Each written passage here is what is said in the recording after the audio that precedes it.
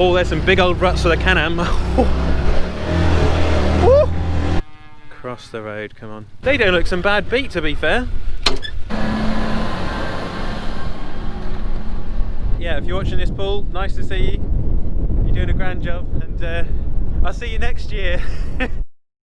Welcome back to the channel. This morning we got a delivery. We've got some new licks there for the sheep and for the cattle. We've got more car food, some dog food for Clover. So I unloaded them with the Manitou, and I've been busy today emptying the grain store. So we've got the cattle float, like I said to you guys in the last video, which is in the grains, which is I'm trying to put into the grain store. Also, as well, guys, if you could do something for me, if you could just give this video a like, if you could give it a thumbs up, it would mean a lot. That would be a good Christmas present from you guys. And just on the way to the sugar beet harvester, so this is the Manny here. I've just moved all of this barley out of the way this morning, just against the wall and the nuts over there, which were covering the back ladders for the Johnson Brothers trailer. I've also got the rollers in here, but I'm just going to leave them in there, and I'm then going to bring in the Johnson Brothers trailer because I need it inside, out of the wind, because the last time I took the Johnson Brothers trailer off, there was a storm, a hurricane, which actually blew the cattle float over. I don't know if you guys can remember that, so I don't want the cattle float blown over. We need it standing, so we're going to put it in the grain store this year.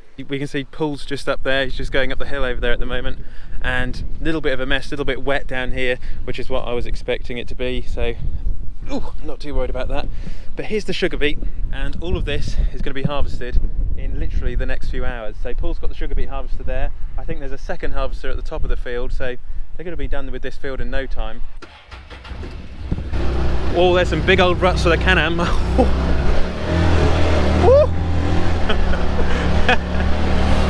got four-wheel drive. There we go, four-wheel drive. Always gets you out of a muddle, that. Always gets you out of a muddle. Always got the diff lock as well. So here comes Paul, just over the hill, with the Vivet beet harvester. There he is. And Paul's just going to drop out the tops of the sugar beets for the sheep, because we'll run the sheep over here, the store lambs, over the winter months. You know, it's good food and we don't want it to go to waste. What a machine, what a machine. Coming along there, taking off the tops of the sugar beet, picking them up, and then dropping them into the cage in the back, making the Can-Am look tiny.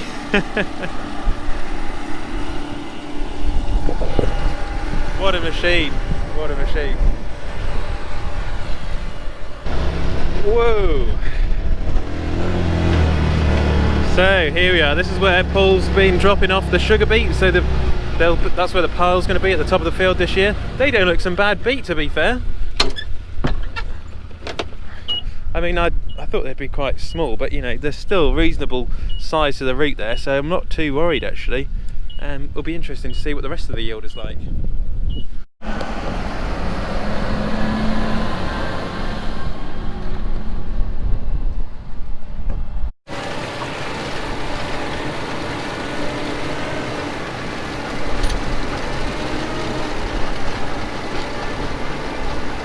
He's just finishing off the headlands of the field, and he'll be going up and down in a minute, so he'll start going up and down the road. In the meantime, I've just got the Can-Am in the middle of the road here because Dad's just gone to go and get the sheep, and hopefully the sheep won't walk into the sugar beet harvester, because that would be quite a disaster. So cross the road, come on.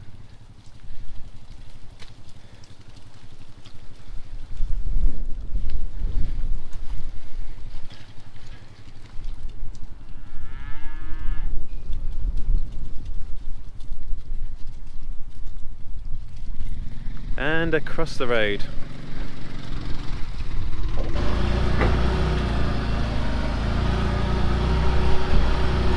Dad's just in his element today.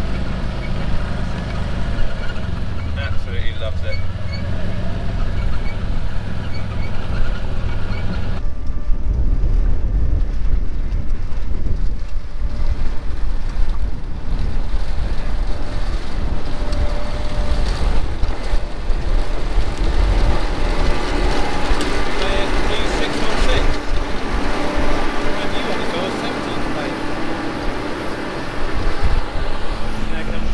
There comes the fence.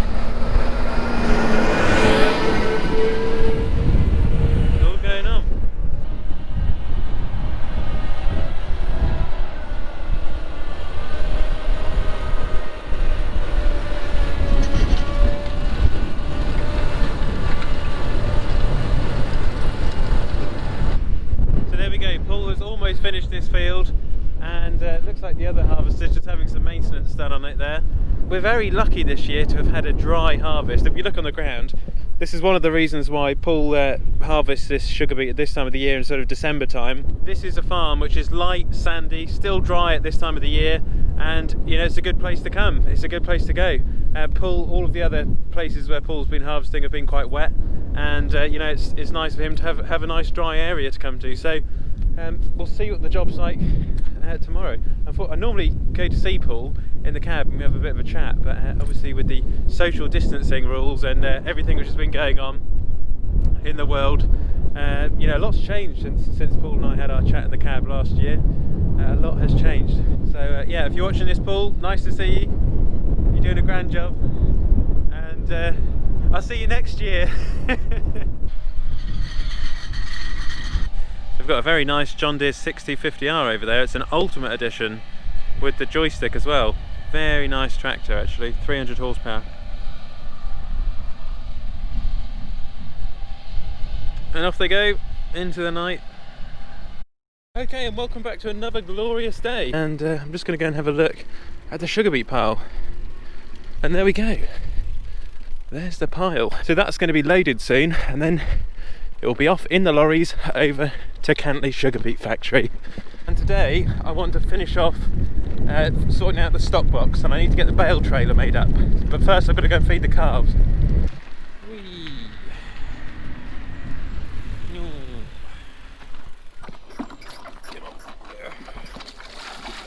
Bale job. Great. Ooh, have you got some dog food? What have you got here? Lamb. Yeah, got lamb and rice. Right, we'll go and find this cattle float and we'll take the top off. Maybe if I put you guys here.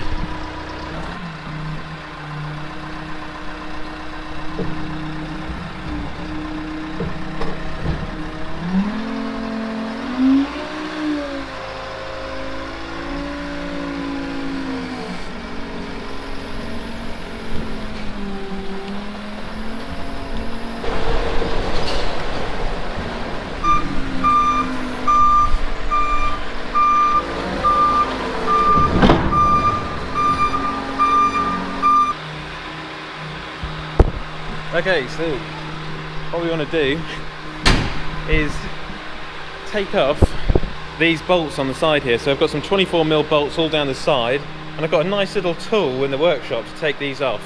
Right, so I'm in the workshop, a little bit tidier on the bench today, and this is what I'm going to use, my Milwaukee Fuel M18 Impact cordless driver. Got it the other day, and I'm going to need a 24mm socket.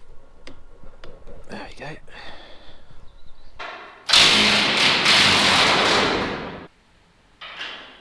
Really do some earmuffs. I have to add that to the Olly's Farm health and safety list. I'll tell you what is quite handy, is in the dark here, when I pull the trigger, just lights up with the light so I can see what I'm doing. That's quite a nice little touch. Yeah, headphone users beware. Good job, that's done. Just by the way guys, I've got some of the new merch on, so there you are. I'd rather be farming. Because what else are you going to be doing? You know, the world needs farmers, the world needs people who can get out there and get their hands dirty, now more than ever. So if you could go, click the link underneath and buy yourself an Olly's Farm I'd Rather Be Farming t-shirt, support the farming community, support a young farmer, and you know, just something to consider. You know, maybe you guys would like to get into farming. People got to eat.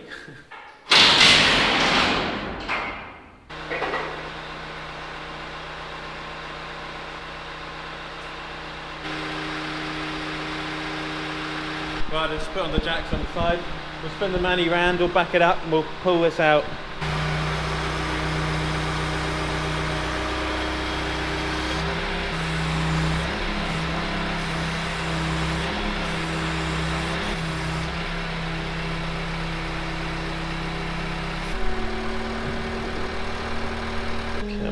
Come on, nice and steady.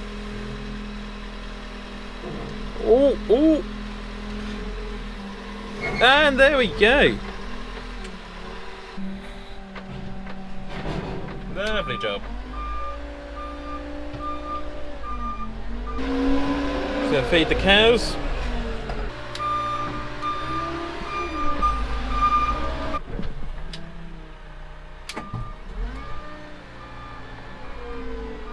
There we go, guys. I hope you enjoyed today's video. Clive, seeing the sugar beet harvester pulls two sugar beet harvesters, two brand new ones, and yeah, I wouldn't like to pick up the bill for a brand new one of those. I should think they cost quite a lot of money. I think they're, somebody told me, over £400,000 each. So yeah, he's got to be very busy with them. So I got the bale trailer sorted out today anyway, so we can pick up some bales and start bringing them into the farm. I hope you guys enjoyed today's video. Don't forget as well about the Olly's Farm merch. You can get that just by clicking down below. Give this video a thumbs up, a like.